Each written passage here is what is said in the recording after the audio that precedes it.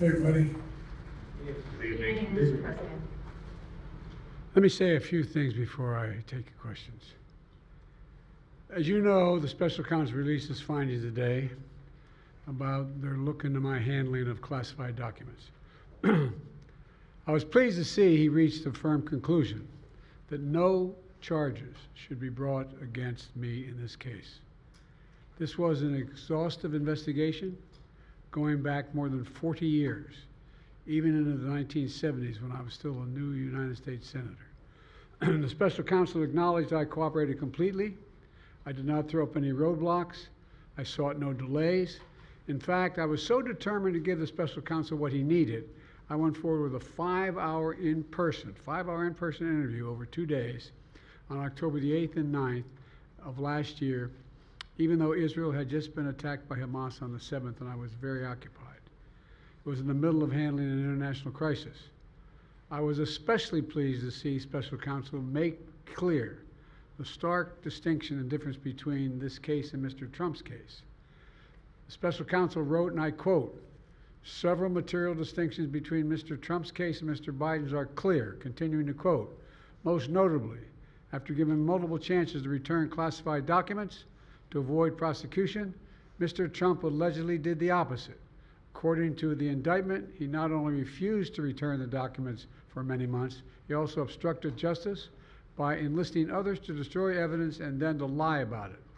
In contrast," he went on to say, "Mr. Biden turned in classified documents to the National Archives and the Department of Justice, consented to the search of multiple locations, including his home, sat for a voluntary interview, and in other ways cooperated with the investigation," end of quote.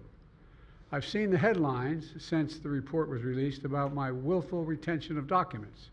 These assertions are not only misleading, they're just plain wrong. On page 215, if you had a chance, I know it's a thick document.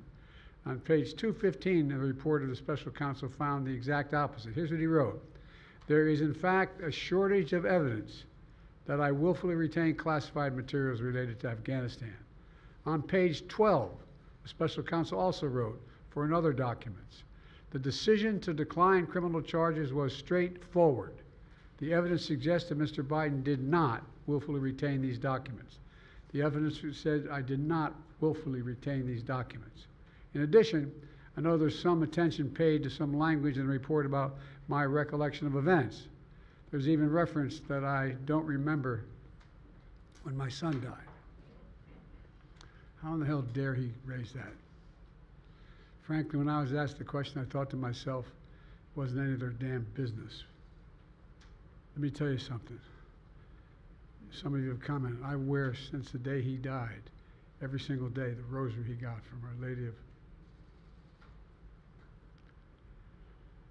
Every Memorial Day we hold a service remembering him, attended by friends and family and the people who loved him. I don't need anyone to remind me when he passed away or if he passed away. Simple truth is I sat for a 5-hour interview over 2 days of events going back 40 years.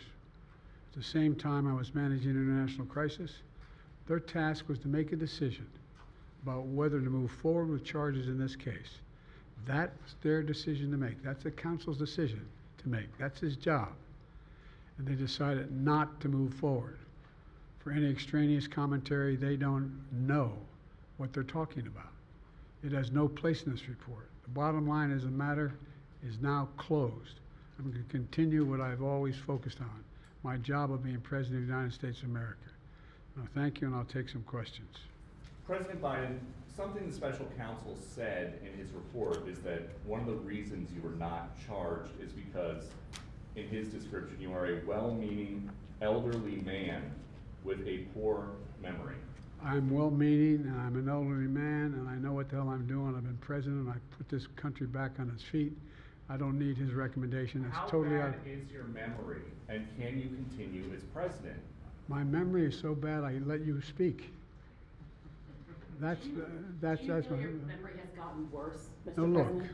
my memory is not good. My memory is fine. My memory, take a look at what I've done since I've become president. None of you thought I could pass any of the things I got passed. How'd that happen? You know, I guess I just forgot what was going on. Mr. President. If voters have concerns about your age, how are you going to assuage them? And do you fear that this report is only going to fuel further concerns about your age? Only by some of you. Mr. You President, were cleared of criminal Mr. liability President. today. Mr. So President. do you take responsibility for at least being careless with classified material? I take responsibility for not having seen exactly what my staff was doing. It goes in and points out things that appeared in my garage, things that came out of my home, things that were moved not by me, but my staff.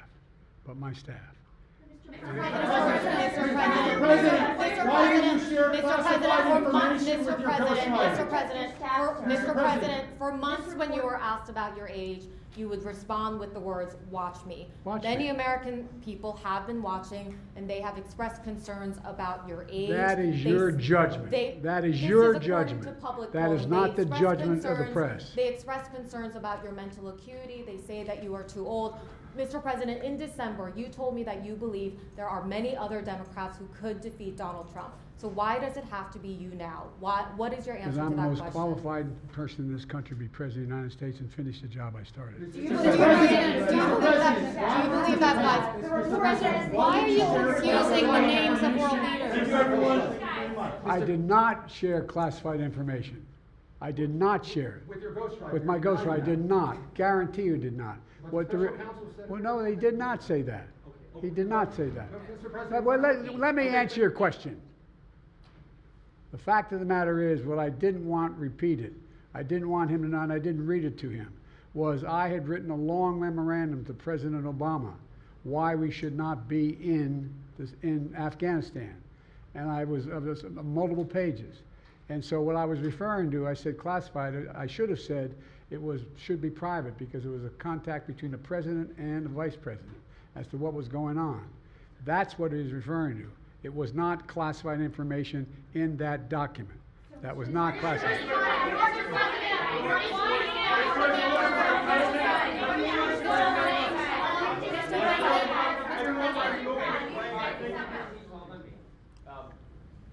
When you look back at this incident, is there anything you would do differently now? And do you think that a special prosecutor should have been appointed in the first place in both of these cases? First of all, what I would have done is oversee the transfer of the material that was in my office, in my offices. I should have done that. If I go back, I didn't have the responsibility to do that. That was my staff was supposed to do that, and they referenced that in the report. And my staff did not do it in a way that, for example, I didn't know how half the boxes got in my garage until I found out staff gathered them up, put them together, and took them to the garage in my home. And all the stuff that was in my home was in filing cabinets that were either locked or able to be locked. It was in my house. It wasn't out in, like in Mar-a-Lago, in a public place and none of it was high classified. Didn't have any of that red stuff on it. You know what I mean, around the corners? None of that. And so I wish I had paid more attention to how the documents were being moved and where. I thought they were being moved to the archives. I thought all of it was being moved. That's what I thought. Now, what was the last part of your question? Whether a special counsel should have been appointed in this case and in the case of your rival former president. I think a special counsel should have been appointed. And the reason I think a special counsel should have been appointed is because I did not want to be in a position that they looked at Trump and weren't going to look at me, just like they looked at the vice president. And the fact is they made a firm conclusion. I did not break the law, period. Thank you all very, very much.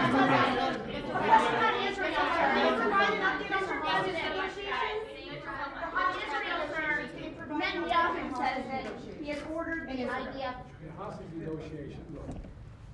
I'm sorry. I'm of the view, as you know, that the conduct of the response in Gaza, in the Gaza Strip, has been over the top. I think that,